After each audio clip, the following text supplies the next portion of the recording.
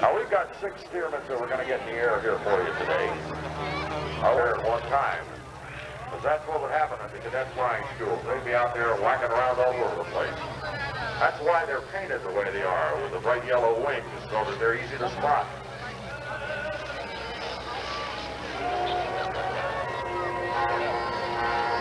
Bright yellow was very easy to see against the sky, as opposed to some other colors that might have been chosen. And that's why they went with it. Next on the takeoff roll are a pair of 6-cylinder inline air-cooled engines. Sits out in the front of the airplane upside down. The head's point down on it. The difference between this PT-26 and the PT-19, which you will see in a little while, is essentially 25 horsepower less in the PT-19, and it does not have closing canopies. The PT-26s that just took off do have canopies that can close over the pilot and co-pilot. Notice the airplane just taking off with number 60 on it. That's a PT-19. It does not have closed canopies. You sit there with your head sticking out in the wind, exhaust fumes from the bugs. The second airplane in that formation that just took off is the PT-26 as well, and that's one that lives at the National Warplane Museum in Geneseo. And also taking off now is our Chipmunk and the Tiger Moth. A biplane that was used by the British and the Canadians. Nice little gentle airplane. All of these old airplanes, by the way, if you are already a pilot, are just great fun to fly. As Kenny pointed out earlier, the Stearman in particular can be quite a handful at times, especially on landing. The Stearman chugging along at about 70 miles an hour. Notice the thing is just so patient, trying to keep level. I'm sure. Probably breeze along about 60, 70 miles an hour through the air here. Now, their speed over the ground, of course, is not necessarily what's shown on their airspeed indicator in the airplane. Because if you fly into the wind, as they will be doing right here, let's say the wind is blowing about 10 knots. So if you're indicating 70 knots, you're actually going over the ground at 60 knots. Conversely, if it's blowing on the tail of the airplane, it adds 10 knots to it.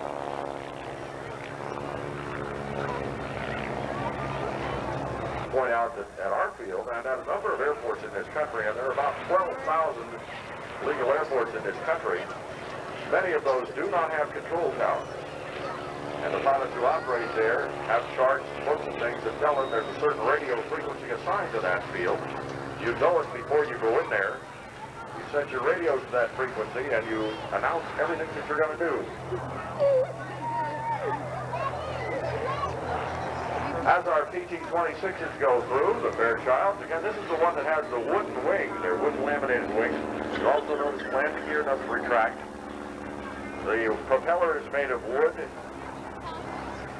So it's a relatively simple airplane. This is a real sweet airplane to fly because the controls in it are very, very smooth. You just a couple of fingers on the stick, one on either side is all it takes. In fact, examples of the AT trainers, single engine types. These are AT-6s. They were built by North American. Now, these are 600 horsepower engines. The airplane capable of about 200 miles an hour, all made of metal, retractable landing gear, controllable prop. These gentlemen happen to be the 6 of Diamond. So give them a big wave. They're getting ready to go on down and take off for their flight demonstration to show you 4 aircraft flying aerobatics in the maneuvers again that were taught to the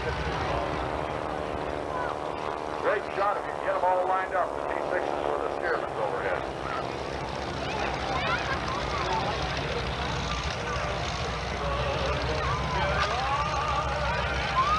I should point out that I've referred to this airplane as the T-6 or Texan. They also were flown, of course, by the Canadians. The Canadians called them a Harvard. In fact, a lot of them were built up there during the war. And, of course, when the Navy flew the airplane, they called it the SNJ. But it's all the same airplane, and for the sake of brevity, I'll just refer to them as the Texans or the T-6s or AT-6s. The other thing about the T-6 and the AT-6 was that in later years, They simply dropped the A from the advanced trainer designation, just called it sixes.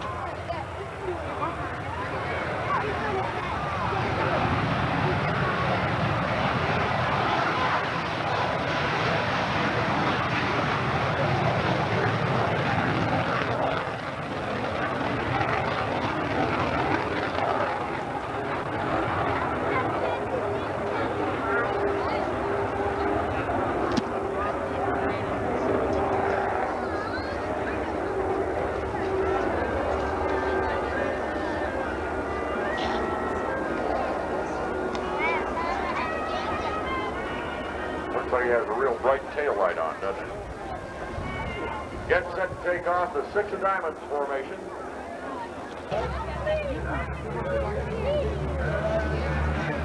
People dragging around it too. Man, get off.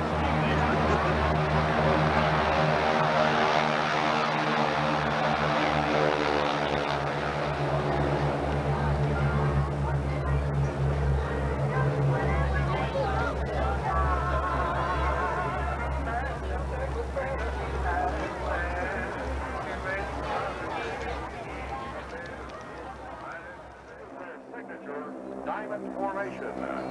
Now you know why they're called the six of diamonds. These sixes in a diamond formation. At all times, do what he does. I have to be listening to their radio frequency right now, and I'm telling you, they're not talking to each other. They are simply doing it visually. Do what I do, go where I go.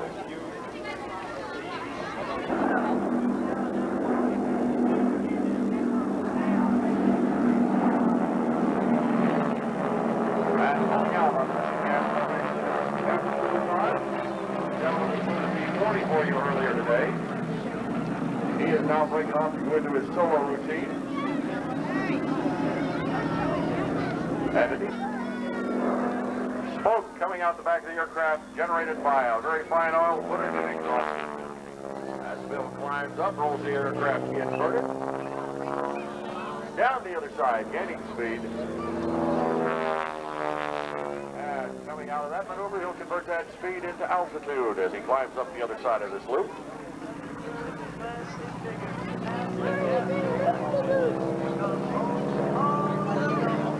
And gives you a double loop.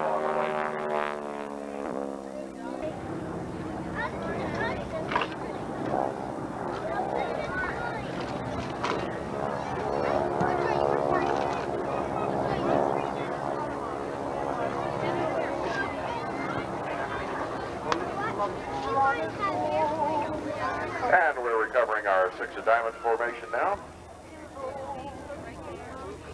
Again, these guys live in different places. They don't all live in the same house or even in the same town, so.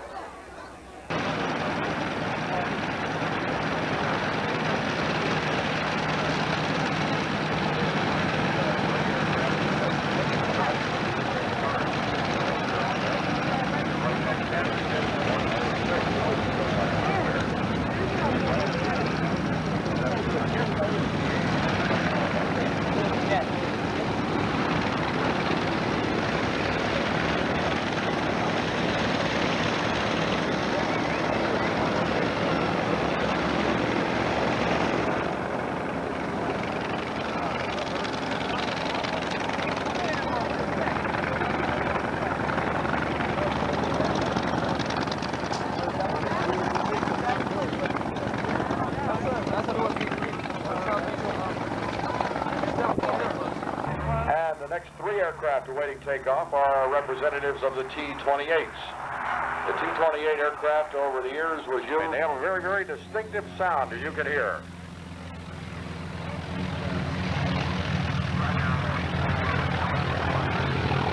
Now, isn't the blooming thing wrong with those engines? They all just sound that way because of the way the exhaust stacks are arranged on them. If it's a 7-cylinder engine, there are 4 of them on one side, 3 on the other. If it's a 9-cylinder, 5 and 4. So they're going to do their takeoff in here while our other demonstration aircraft make their orbit and come back over the field.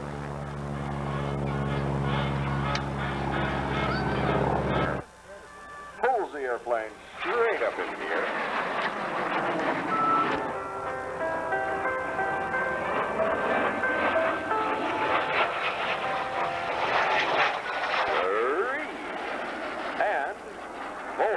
right on the mark. All right. The whole trick with that, of course, is to stop at each of those 4 points precisely.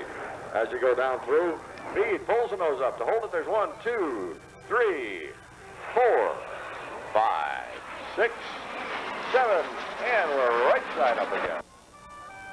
As Dennis is diving now to gain speed, finding the center line. Yep, there they are. Inverted flight into Fuga. Real important here to remember that down is up and up is down. To gain altitude here, you push the stick forward. In addition to the Navy aircraft that I mentioned to you, the third aircraft in line out there is the Lockheed Lodestar, the fastest transport that was used in the World War II era. That's the olive drab twin-engine airplane. 2 Wright 1820s, same engine that's on the B-17 of 1,200 horsepower as the PBY takes off with Bill LeGrand at the controls. The Lodestar that's out here is an airplane that has a transport that's capable of well over 200 miles an hour and had a range of about 6.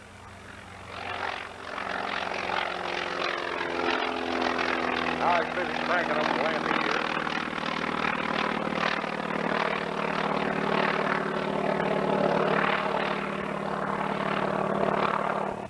Son of Bill Dodds.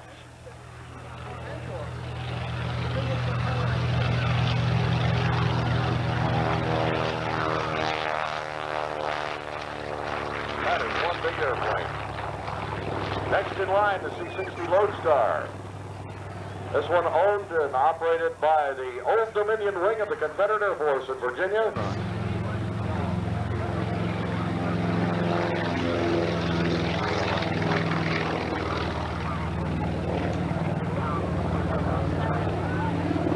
And out at the end of the runway now, it kind of puffs like that.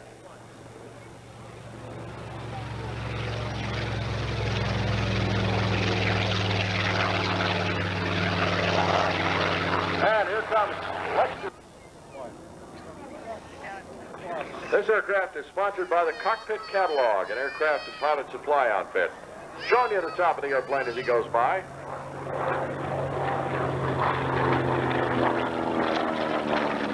I don't know how many of y'all out there in the crowd are about 17 years old, but try to imagine yourself in that cockpit, because that's how old that pilot is. A plane and a transport at that.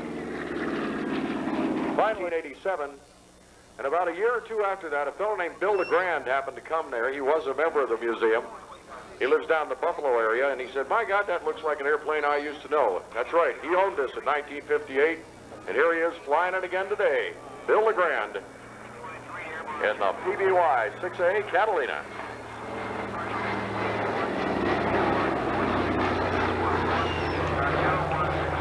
That airplane I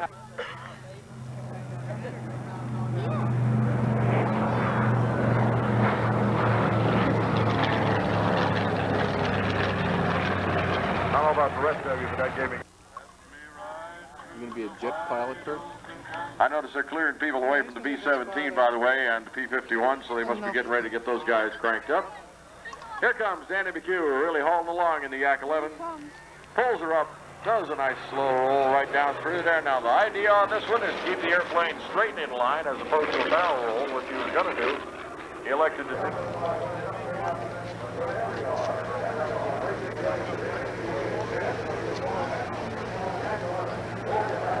From up in York, Maine, Danny McHugh.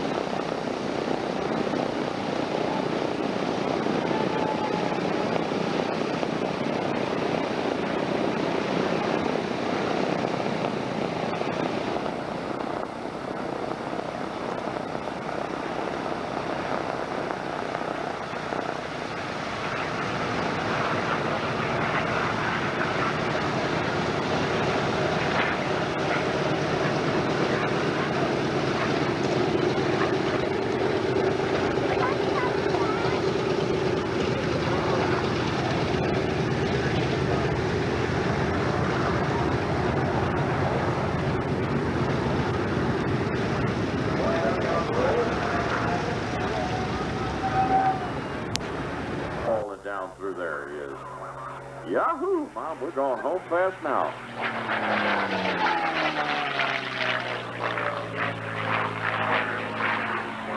And looking for our way high speed, bringing her through to show you the top of the airplane. A fine photo pass by Jack Shaver in a P-51 Mustang.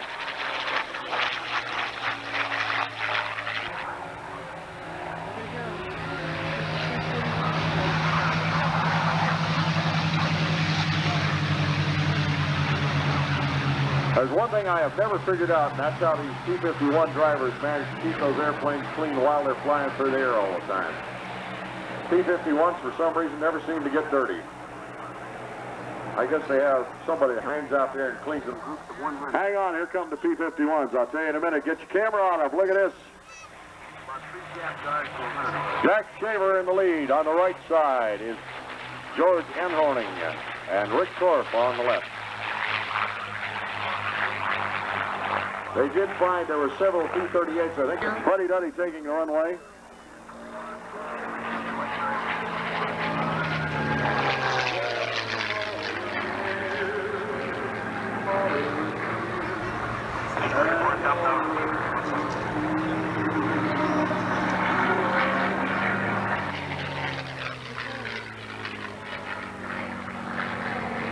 During World War II, and in all this country's conflicts, there have been untold acts of uncommon valor.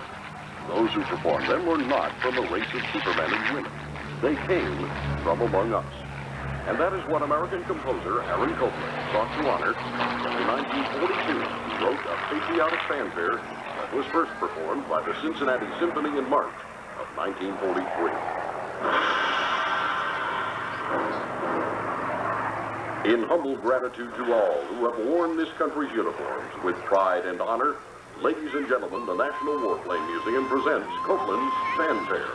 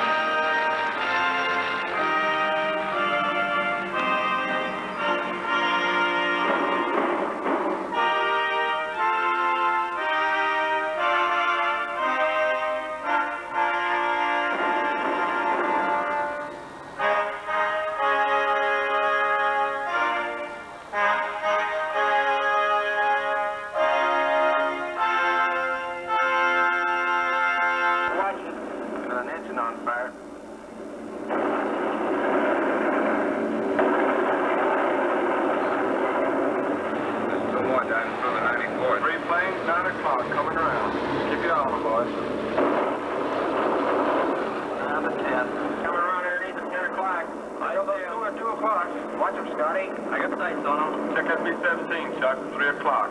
Motor smoking. Flight at 10:30. Coming up. 3 more shoots. Flight at 11 o'clock. Flight at 16 o'clock. 109 at 3 o'clock. Keep after them, would you? I see them. I'm on them. Come on, you son of a bitch.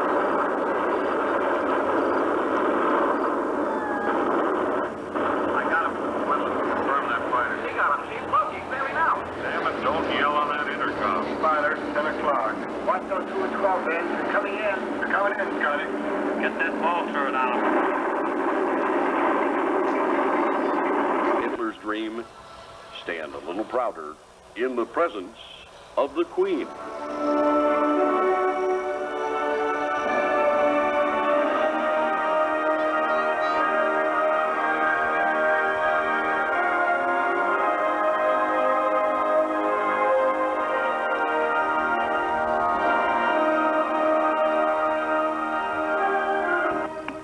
And ladies and gentlemen, the V-17 is coming around for a landing. After the song Amazing Grace, which is so much associated with the aircraft in that period. That will conclude our show for today. We want to thank you all for coming out to join us and enjoy these wonderful World War II aircraft. Without you, we wouldn't have had a show, no doubt about it. We'd have done it anyway, but it's a lot better to have folks here who appreciate. You might want to hang around till the B-17 lands and rolls by so you can give them a hand, along with any of the P-51s that might be returning. The one thing I would like to tell you is, by being here today, you've acknowledged all those folks we applauded earlier on who served this country. If you get a chance to go see any of these aircraft at a museum such as ours, we urge you to do it. They're becoming more and more rare. One more thing, as you drive home today, be real careful. You're going to be in a lot more danger out there than anybody was in the air here today. Thanks for your kind attention. My name is Bill Lau. We hope to get back and see you in Atlantic City real soon. Have a safe trip.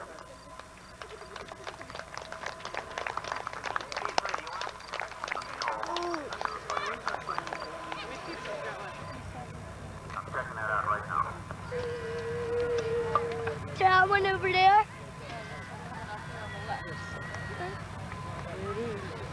Here he comes, Kurt. Is that one taken off? Okay, Mike, once the B-51 clears the runway, that was our last traffic, so how about it? P3, you'll be not aerobatic. Very good.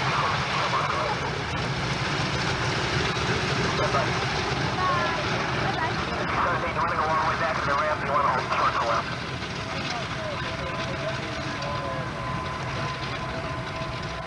Go up a little bit further, I'll tell you when to stop. Another 50 feet. Staying clear, thank you. Buddy-duddy nose, looks like you got one hole to look at. It's intact. Okay, I'm trying to check that right now. Stand by one with me, Mike. The flexi is intact.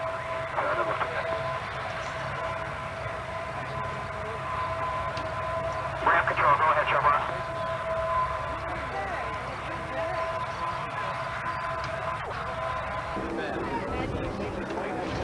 I did tell.